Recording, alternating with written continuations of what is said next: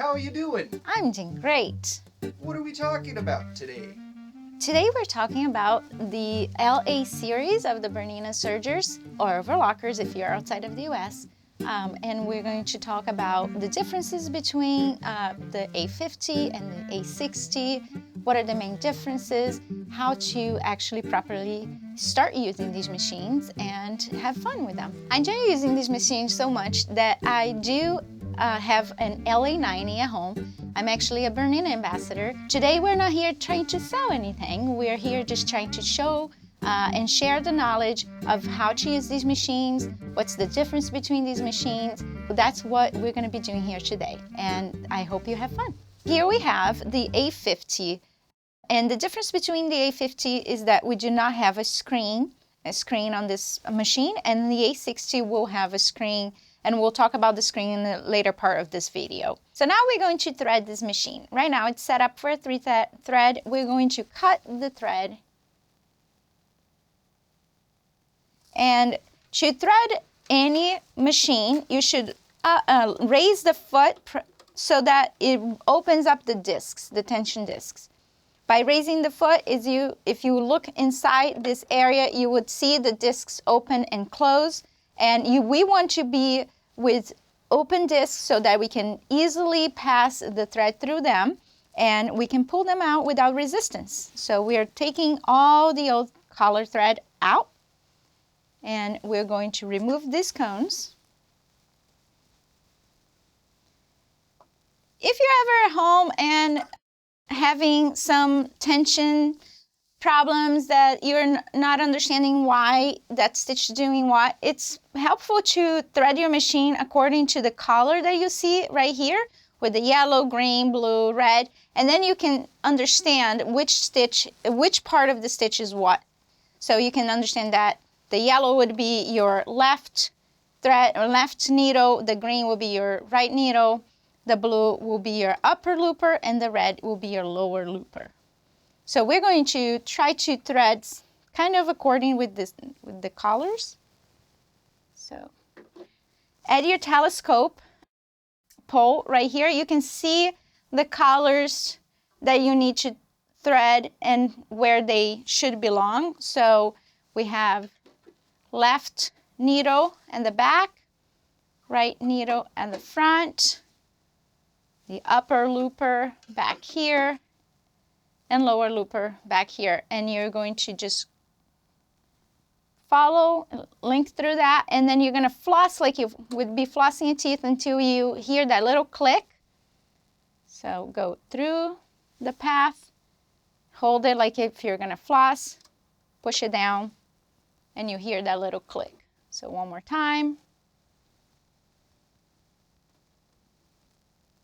And our last one for our 4th thread. There you go. Now I'm going to pull the pole up again because that's how you want it to be set up as you're serging. If you ever had a serger before, you know that there was a certain path to follow that you had to thread the upper looper first, then the lower looper. With these machines, you can thread any of these parts. There is not necessarily an order. Our machine is set up for a 3 thread, and we're going to add another needle for the 4th thread. We're going to unscrew right here.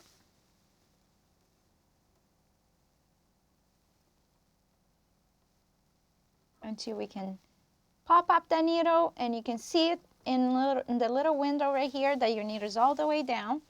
And yes, your needle should be offset like that. One is higher than the other. Don't worry. Now I'm all set to thread my needles. I go through the path, and at this point you kind of have to use a flossing motion again. And we have our threader right here, which it needs to be set up to the color of the needle that you're going to thread. So right now, if you look into this little square, it's set up for the yellow. If I pop to the side, it's going to be changed to the green. We're going to thread the yellow, which is the left needle. So I'm pushing back to the yellow side, and we're going to thread.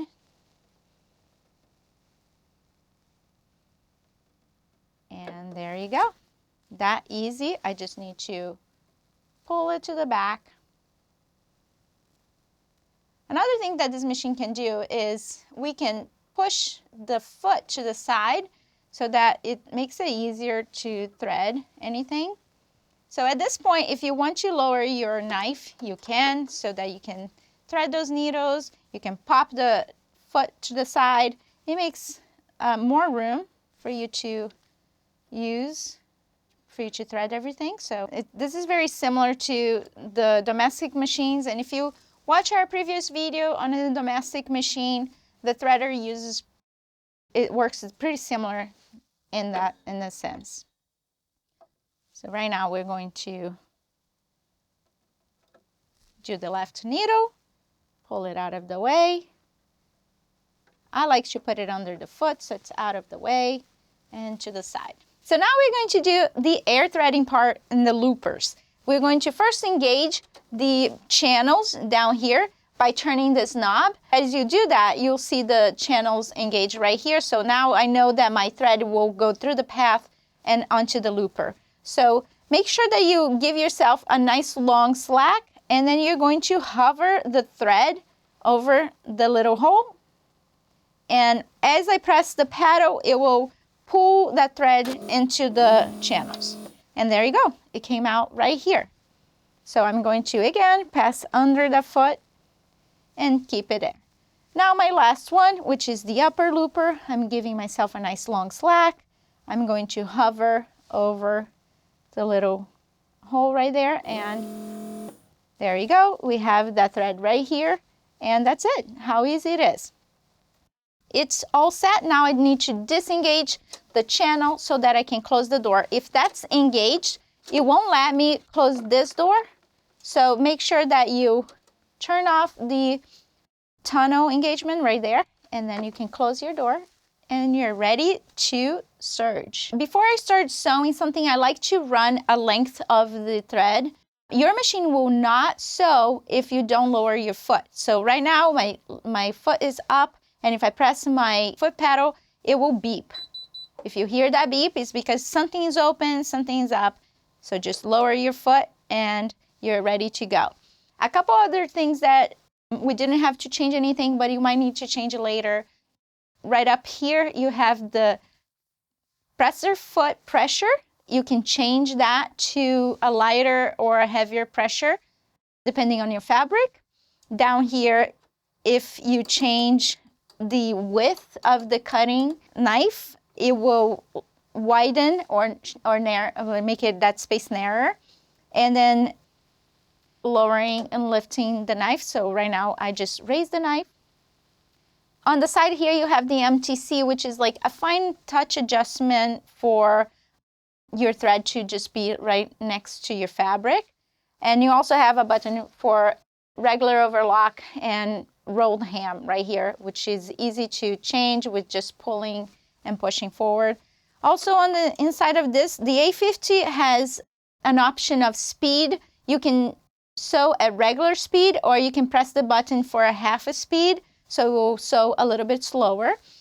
The A60, the speed will be done differently, but all these other things will be the same. As I was changing the needles, you saw that I was using a couple of tools. I did not have to go around and look for those tools. Those tools are all at the front here. You have extra case of needles. You have a little brush, the needle threader and needle holder, the little screwdriver, and the tweezers. And then right here also you have these little pads that if you're not using a needle, you can just pop them in here while you're using a 3-thread motion or things like that. Another thing that's very helpful with the A-series line is that the upper looper converter comes built in onto the upper looper. So instead of having to find an extra piece, you just pop that lever and then close the upper looper hole right there. And then if you're done, you just pop it out of that place. So it's really convenient that you can just like have it right there. If you need it, you connect it. If you don't need it, you take it out. So that's super easy. Those are the parts of the machine that it's super worth to mention. There's also a cutter on the side, and then there's the knee lift, which is very helpful. It's like having a second set of hands, I guess, which it would attach right here. And once you press the knee lift, it will raise the foot, and you're able to, you know, just kind of lift, twist, turn, pivot, and everything else. Also, you have this extra extension table that is super easy to go in and out right here. You also have an attachment for, if you're not using the table, you can put that smaller attachment here. But without the attachment and the table, you do have the Freearm to sew cuffs or legs or armholes and things like that. Then on the side right here, you do have the stitch length and the differential feed. And then finally, you can just easily pop in your cutoff pin and you're ready to sew. So let's just hear this machine. Right now, I did not pull the lower looper thread up. I just left it right inside of the machine right there. And there you go. That's it. It's all set up. So here we have the A60. And you will notice that most of the difference of the A60 is on the upper part right here. You do not have the knobs in this area, but you do have some buttons that you can change the tension with the upper, with the plus and minus sign right here. There are a couple different ways you actually can do that. You can also click onto the tension, any of the tension buttons up on the screen, and you can go up and down right here. Or you can use the buttons, and anything that's changed, it's showing highlighted with a yellow mark. If I want to go back to the settings, I can just click on that highlighted button and then exit out. I'm back to the factory settings. On the screen, you can see the tension right here that's showing. We're set up for a 4 thread, and it shows right here which stitch we have set up. That's the first stitch in our folder. That's why the 1 right here. And then right here is telling us which stitch that is. Also on the screen, you can see that you can change it to needle up or needle down. Once you stop sewing, your machine will end with the needle down, or if you select with the needle up, it will stop with the needle above the fabric. Right here on the side, you also have your stitch length. That on the A50, that was an external knob on the side. Here you can adjust the stitch length just by pressing the buttons or pushing the dial right there. If you don't know how much to do or what's gonna do, there's some built-in videos, kind of like a built-in manual on your machine. So that's stitch length. On this side, you can see that's our differential feed. Again, if you're not so sure of what change to make, especially with the differential feed, sometimes it can be confusing because it's dealing with the feed dog on the machine. You can watch the video and it shows you if you go all the way down, what's gonna happen to your fabric if you go all the way up. Of course, the differential feed is something that you are gonna change it related to how your fabric's behaving. So it's not something that you would change it just because you want to, unless you want to purposely gather some fabric or stretch some fabric. So this is how you reach. It's always in this portion of your screen. Right now, you are seeing the stitch and it's showing you with the colors, with the yellow being your left needle, the green being your right needle, the upper looper is like the blue, and then on the reverse side, it's showing right here folded, the red stitch is your lower looper. If you have any problem with stitches as you're sewing your sample and you're not so sure on how to fix that, you can go onto this icon, the little thumbs up icon. You can click right there and it will show you some things that could be happening to your stitch. If your looper thread is connecting to the wrong side of the fabric, going to the back or going to the front.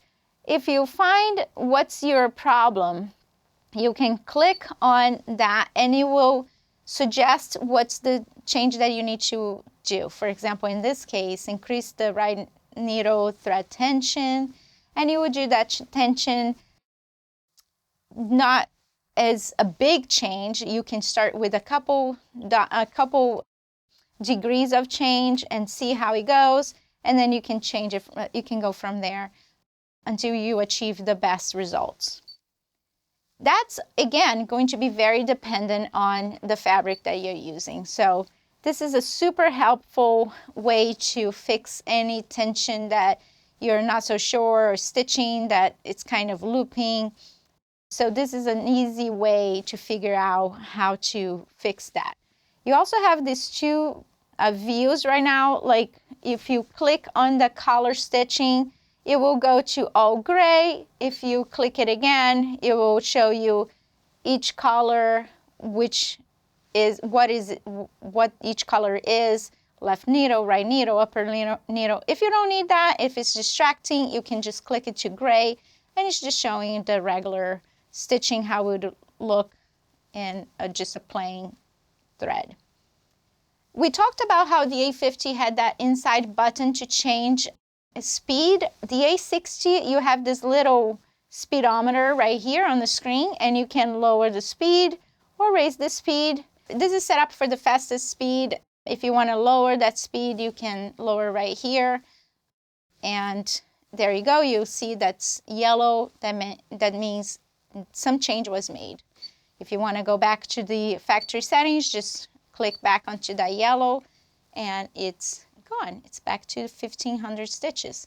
Okay. All right, so if I do any changes and in the end I am done with it and I would like to clear, instead of having to go into each one of those individually and clear them, you do have a clear button right here that you press it and it will clear all the changes made. This question mark button right here is very helpful to, if you are not so sure what an item is, you can press the question mark, you highlighted the whole screen, and then you can click on what it is. So here we go. That one is the maximum sewing speed button. You can set a maximum sewing speed or lower the speed of your machine. Anytime that you wanted to ask a question, you will press the question mark first. The question mark is highlighted, and then you click on the item that you have a question of. If you are familiar with the domestic machines, these are very similar. The interfacing is very similar with both the serger and the domestic machines. This little home button will send you to this other screen that shows you a guided mode or expert mode. We'll talk about in a second what the difference of those are. You can also find within the home button any of the maintenance and changes, personal changes. These are all going to fall inside this little wheel on the home button. You also will find some type of built-in manual tutorial. Some of these have videos, some of these have written information. So it's very helpful. You can click on them, and some of them will have a video showing you how to clean the machine or to oil the machine, and it will have also some written information. You also find the design consultant, which is very similar to the domestic machine. Depending on what kind of fabric you're using, the machine can set up the best stitch for that. Again, you can use the question mark and click on the item to understand which icon is for what. And if you select that item and then you select what functionality you're looking for regular serging, right here it's setting up to a 4-thread overlock, and it's suggesting the feet, the needle, and the thread. And if you click OK, because we're in guided mode, it will go through step by step through the process that you need to do that change. So lift the foot presser foot. Then you would have to unthread all your thread, change the feet, adjust the presser foot pressure, insert the needles, and all of these have built-in videos to show you how to do that. The knife and the cutting width, and it shows all the process Super easy to do. Once you are done, you click OK, and all those changes are reflected on the screen with stitch length change, with tension change. It's very helpful because you don't have to figure all this out by yourself. It's already the machine figuring out for you. If we go back to home, we also have this echo mode. And if you wanted to take a break, you can set your machine to a power mode, like a low power mode. And it's kind of like putting your machine to sleep while you're taking a break. And then to go back to it, you just touch the screen and it's up and going. The difference between the guided mode and the expert mode is that the expert mode won't show you the step-by-step. Right here on this side, the first icon right there is if I wanted to change to a different stitch. So let's say we want to change to a 3-thread overlock. And right here is just showing me some basic information that I have to manually change, like as cutting width, or a knife, or a upper looper converter. And if I click OK, it will already make all those changes for me, but I don't necessarily need to see all the step-by-step. Again, if I change it to a different stitch, let's say we're going to do a rolled ham, 3-thread rolled ham. But if I don't remember the steps, I can still, from the expert mode, see the step-by-step by clicking this last button that shows step-by-step to OK. So this way I go and I have a guide to how to set up the machine to that stitch. And you can see with the 3-thread, we don't have that left needle right there. So it's showing right here on the screen what thread we have as we spoke. Now if I do want to save any of those stitches, let's say that I like the stitch, but I change the tension a little bit and I change the length or anything else, and I would like to save the stitch, there's a way to save right here on this little heart, and I can save the stitch and I can make any changes that I would like to the manual settings too. This is saved. So now if I wanted to change to a different stitch, let's say I have a 2-thread overlock set up, and then I want to go back to that saved stitch, I'll go back to the heart and I can click on that stitch and it will set up everything to that and we're good to go. Now, if I do wanted to see all the manual settings, that's what this little hand here is. So I can go back and see all the manual settings. Let's say that you forgot what cutting width you need to set up. There you go, you can check it like that. That's what this icon is. And then the stitching needle is back to that main screen with all the stitchings that we need. Now, we know that we are set up for a 4-thread overlock, and we're just gonna set up that machine for that. I'm going to clear all these changes and back to the factory settings because right now I'm just at a regular 4-thread overlock. That's basically how you deal with all these buttons, like what all these buttons are for. And then we're going to lower the presser feet and then we're going to just give it a go just to hear this machine. As it's starting, because we just turned it on, it's kind of setting up to that 4-thread stitch or whatever stitch that you have set up. Once we make changes on the machine, it has to kind of readjust the mechanisms to that stitch. That's what the noise was. But then it's ready to use. So we're done. This is it. This is the difference between the A50 and the A60.